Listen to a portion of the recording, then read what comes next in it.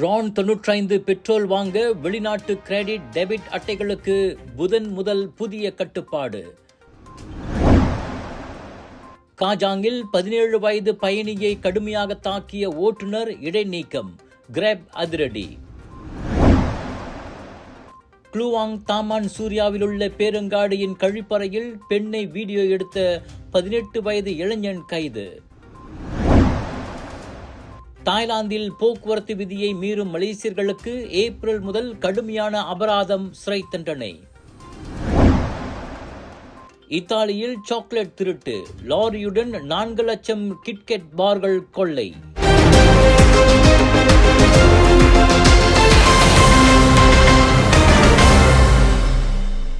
நாட்டில் Ron 95 petrol வாங்கும் போது வெளிநாட்டு வங்கி அல்லது கடன் பற்று அட்டை பயன்படுத்துவதில் புதிய கட்டுப்பாடு வரும் புதன்கிழமை முதல் அமலுக்கு வருகிறது. இனி வெளிநாட்டு கிரெடிட் மற்றும் டெபிட் அட்டைகளை பெட்ரோல் நிலையங்களில் உள்ள சுயசேவை இயந்திரங்களில் பயன்படுத்த முடியாது. மாறாக பெட்ரோல் நிலையங்களின் கட்டண முகப்புகளில் மட்டுமே அவற்றை பயன்படுத்த அனுமதி வழங்கப்படும். இந்த நடவடிக்கை எரிபொருள் மானியங்கள் தவறாக பயன்படுத்தப்படுவதை தடுக்கவும் கட்டுப்பாட்டை வலுப்படுத்தவும் எடுக்கப்படுவதாக KPDN எனப்படும் உள்நாட்டு வாணிபம் மற்றும் வாழ்க்கை செலவின அமைச்சு கூறியது. இந்த புதிய முறையை அமல்படுத்த பல பெட்ரோல் நிலையங்கள் தயாராகிவிட்டன. மேலும் பல நிலையங்கள் கட்டம் கட்டமாக இதனை அமல்படுத்தும் என KPDN கூறிற்று. வெளிநாடுகளில் பதிவு செய்யப்பட்ட வாகனங்கள் ரான் 95 பெட்ரோலை வாங்க விதிக்கப்படும் முழு தடையும் அதே புதன்கிழமை அமலுக்கு வருவது குறிப்பிடத்தக்கது. இந்த மாற்றம் மூலம் மானியங்கள் உண்மையில் தகுதியான மலேசியர்களுக்கே சென்றடையும் என KPDN நம்புகிறது.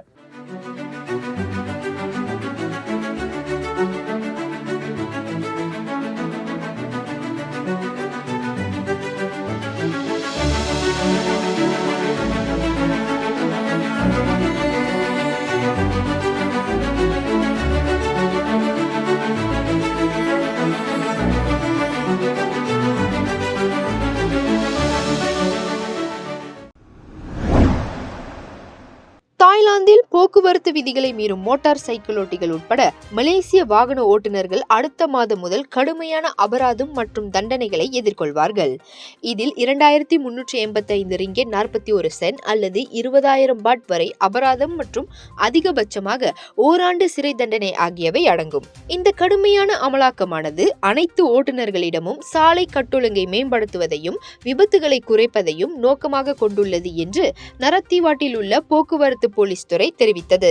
குற்றங்களில் அதிவேகமாக வாகனம் ஓட்டுதல், சிவப்பு விளக்கை மீறி செல்லுதல், பாதசாரிகள் கடக்கும் இடங்களில் நிற்க தவறுதல், கை தொலைபேசிகளை பயன்படுத்துதல், போக்குவரத்து விதிக்கு எதிராக வாகனம் ஓட்டுதல் மற்றும் ஓட்டுநர்கள் பயணிகள் இருவரும் தலைக்கவசம் அணியாமல் இருத்தல் ஆகியவை அடங்கும்.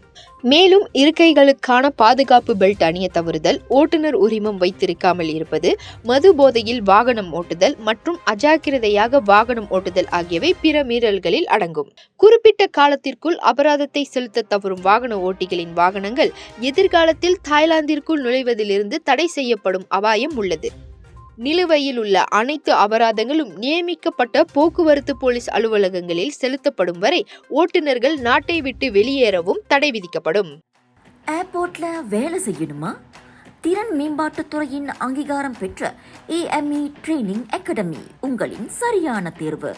சிறந்த கல்வி, ஏர்போர்ட்டிலேயே நடைமுறை பயிற்சி. 2026 ஆண்டுக்கான மாணவர் சேர்க்கை இப்போ திறந்தாச்சு. AME ட்ரெய்னிங் அகாடமி விமான போக்குவரத்து துறைக்கான உங்களின் நுழைவுச்சீட்டு. உங்கள் சிறந்த ஆரோக்கியத்திற்கு அளவான எண்ணெயுடன் சிறந்த முறையில் தயாரிக்கப்பட்ட சைவம் அசைவத்திற்கும் பொருந்தும் சூப்பர் ஊறுகாய் பச்சை கொடி சிவப்பு மீன் சின்னம்.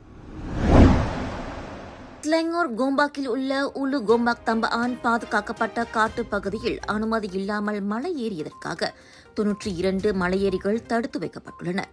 நேற்று காலை ஸ்லாங்கூர் மாநில காட்டு இலாக்காவான JPNS நடத்திய அமலாக்க சோதனையில் அவர்கள் கைதாகி போலீஸ் நிலையம் கொண்டு செல்லப்பட்டனர். அரசு சார்பற்ற நிறுவனம் ஒன்று நடத்திய மலையேறும் நடவடிக்கையில் அவர்கள் பங்கேற்றதாக அறியப்படுகிறது. பாதுகாக்கப்பட்ட காட்டு பகுதிகளில் எந்த ஒரு செயல்பாடும் அதிகாரப்பூர்வ அனுமதி பெறாமல் நடத்தப்படக்கூடாது என்பது விதிமுறையாகும். சுற்றுச்சூழல் பாதுகாப்பை உறுதிப்படுத்துவதே அதன் நோக்கம். எனவே மலையேறிகளும் அந்நடவடிக்கையை ஏற்பாடு செய்வோரும் பாதுகாக்கப்பட்ட காட்டுப்பகுதிக்குள் செல்வதற்கு முன் தங்களிடம் அனுமதி பெற்றாக வேண்டும் என JPNS கூறியது. பெர்மிட் இல்லாமல் செயல்படும் நபர்கள் மீது சட்ட நடவடிக்கை எடுக்கப்படும் எனவும் அது எச்சரித்துள்ளது.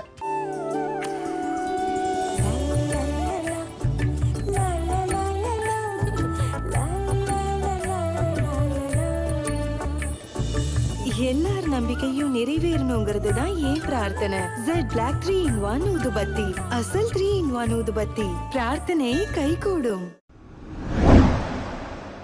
அண்டை வீட்டுக்காரர் ஒருவர் தனது வீட்டிற்கு முன் காரை நிறுத்தியதால் ஏற்பட்ட தகராற்றில் அவரை கட்டை மற்றும் கற்களினால் தாக்கி காயம் விளைவித்த இளைஞர் கைது செய்யப்பட்டார். ஜொராஸ் தாமன் மீடாவில் கடந்த செவ்வாய்க்கிழமை இந்த சம்பவம் நடந்ததாக 60 வயதான நபர் புகார் செய்ததைத் தொடர்ந்து 20 வயது மதிக்கத்தக்க இளைஞன் ஜலன் அப்பீலில் கைது செய்யப்பட்டதாக ஜொராஸ் மாவட்ட போலீஸ் தலைமையகத்தின் தலைவர் உதவி கமிஷனர் முகமது ரோஸ்டி டவுட் தெரிவித்தார்.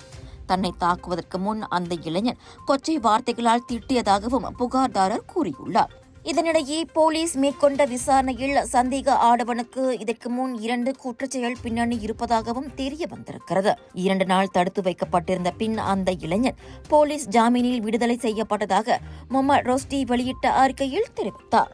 பினாங் கடா பேரா மக்களே, கலர்ஸ் ஆஃப் இந்தியா பிரம்மாண்டமாக வழங்கும் Penang Bollywood Bazaar and foodie Macha viral food festival அதிரடியாக 1 - 5 ஏப்ரல் வரை தேவான் சைலங் பார்க் பராய் பினாங்கில். இந்த ஆண்டின் பிரம்மாண்ட ஃபெஸ்டிவல் 100க்கும் அதிகமான பூத்களில் boutique collection, designer series, saris, kurta, kurtis, Punjabi suits என உங்கள் உள்ளம் கொள்ளை கொள்ள வைக்கும் ஃபெஸ்டிவல். 100க்கும் அதிகமான வைரல் ஃபுட் சாப்பிட இந்த 5 நாட்கள் போதாது. தேவான் சைலங் பார்க் பராய் பினாங்கில்.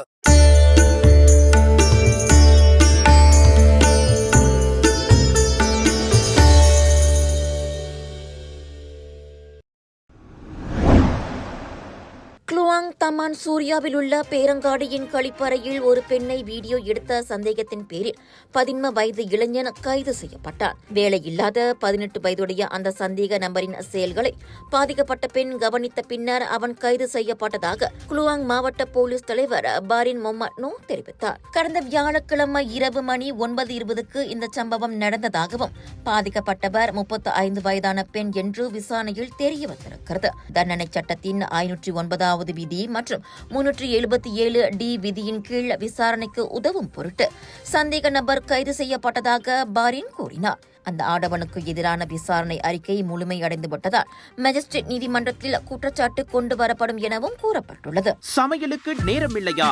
இதோ செஃப் EG ப்ராடக்ட்ஸ். சைவமும் அசைவமும் சூடு செய்து சாப்பிட தயாரான வீட்டு சுவை. ரூம் டெம்பரேச்சரில் பாதுகாப்பாக வைக்கும் நம்பகமான உணவு. எந்த ரசாயனமும் இல்லை, எந்த பதப்படுத்தும் மருந்தும் இல்லை. ஷாப்பி, லசாடா, டிக்டாக் எங்களின் அதிகாரப்பூர்வ அகப்பக்கத்தில் இன்றை வாங்குங்கள். செஃப் EG ப்ராடக்ட்ஸ், வீட்டு சுவை உங்கள் ஓட்டத்தில்.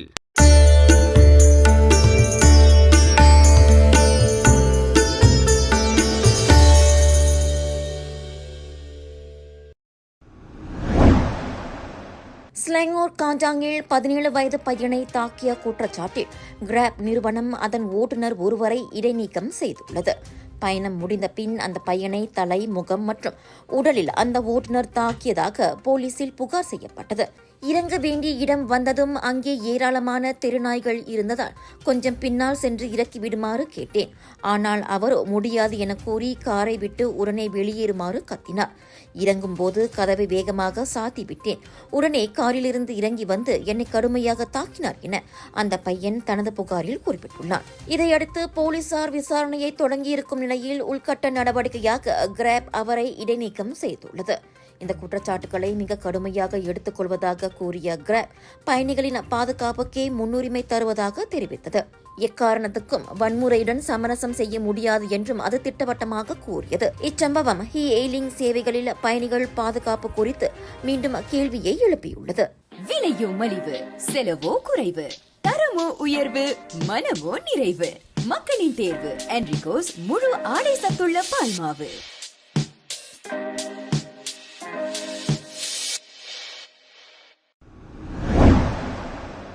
பல ஐரோப்பிய நாடுகளுக்கு சரக்குகளை விநியோகிக்க சென்று கொண்டிருந்த ஒரு லாரியுடன் 4 லட்சத்துக்கும் மேற்பட்ட கிட்கேட் சாக்லேட் பாக்கெட்டுகளும் திருடப்பட்டதாக நெஸ்லே கிட்கேட் அதிகாரப்பூர்வமாக அறிக்கை வெளியிட்டிருக்கிறது.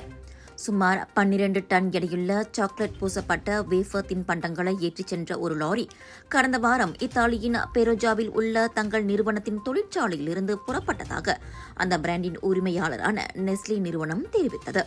இந்த சரக்கு ஐரோப்பா முழுவதும் விநியோகிக்கப்பட்டு போலந்தில் சென்றடையவிருந்தது. ஆனால் திருடர்களால் அந்த லோரி கடத்தப்பட்டதால் அது செல்ல வேண்டிய இடத்தை சென்றடையவில்லை. அதிகாரிகள் மற்றும் விநியோகிப்பாளர்களுடன் இணைந்து இந்த சம்பவம் குறித்து விசாரித்து வருவதாக நெஸ்லே நிறுவனம் தெரிவித்துள்ளது.